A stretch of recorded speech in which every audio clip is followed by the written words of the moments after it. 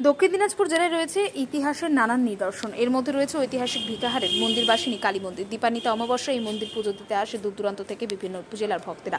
মা জাগ্রত, তাই মনোবাঞ্ছা পূর্ণ করতে পুজোর সময় ভক্তদের সমাগম হয়। প্রায় ৬০০ বছর আগে তপন থানার ভিকাহার অঞ্চলের জঙ্গলে তপস্যা করতেন এক তান্ত্রিক।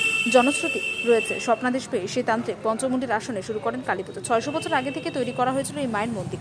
মন্দিরের সেবায়িত সুভাষ মজুমদার জানান যে এখানে দীর্ঘদিনের ঐতিহ্য এই মন্দিরটি। আর এখানে ৬০০ বছর আগে এক তান্ত্রিক পুজো শুরু করেছিলেন। জাগ্রত এই মন্দিরে পুজো দিতে শিলিগুড়ি, মালদা সহ বিভিন্ন জেলার মানুষ আসেন। তারা মানত করেন এবং মনোবাঞ্ছা পূর্ণ হয়। প্রত্যেকে দীপান্বিতা অমাবস্যায় মন্দির পরিষ্কার করে এখানে পুজো দেয়। তবে বাইরের আলো ভেতরে প্রবেশ করতে দেওয়া হয় না, এমনকি ভেতরে কোনো বর্তমান যুগের লাইটও লাগানো হয় না। তো অত সম্পূর্ণ কিছু বলা আমার পক্ষে সম্ভবও নয়, যদিও বা তাও মোটামুটি আপনাদেরকে বলতেছি। এটা প্রায় ৬০০ বছর আগে সেই দিনাজপুরের মহারাজার আমলে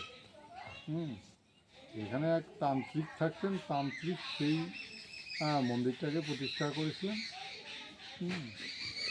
দেশভাগের আগে তো এর বলা যায়। হ্যাঁ, তা তো বটেই। তারপর তারপর এখানে গোটাই তো জঙ্গলারণ্য থাকতো। এই জঙ্গলারণ্যের মধ্যেই মন্দিরটা। স্বপ্নাদেশ তাহলে হচ্ছে পায় সেই তান্ত্রিক। সেই তান্ত্রিককে কীভাবে প্রতিষ্ঠা করলো সেভাবে তো আমাদের আর বলা সম্ভব না। পুজোটা কখন হয়, কিভাবে হয়? দীপাবলি, এই দীপান্বিতা যে অমাবস্যা সময়, সেই সময়েই পূজাটা হয়। তান্ত্রিক মতোই পূজা হয়। কতটা ঐতিহ্যবাহী এই পূজা? ঐতিহ্যবাহী কথা বলাই মুশকিল।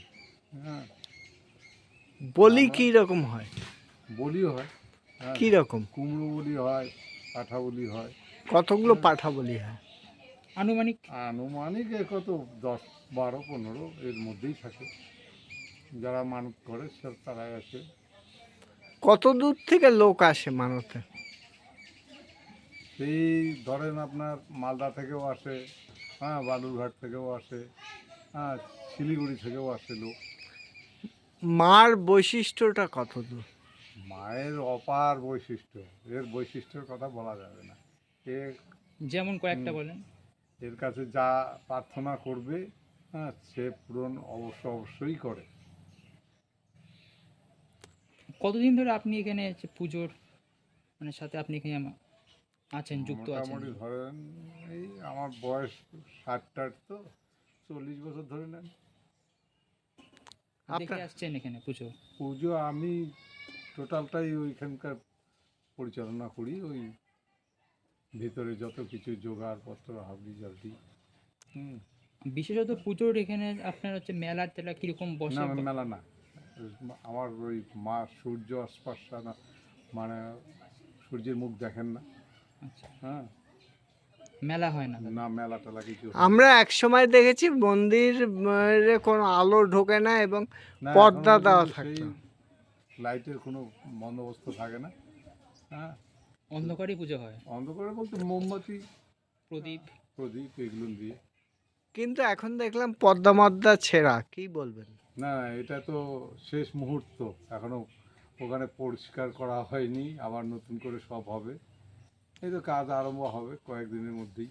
পঞ্চমন্দির স্থান নাকি এটা? পঞ্চমুণ্ডির স্থান। আপনার নাম? আমার নাম সুভাষ সমাজদার। কি পদে সেবায়? আমি সেবায়, আমি মায়ের সেবা করি, এই মাত্র, কোনো পদ নয়। কোথায় এটা? ভিকাহার? ভিকাহার।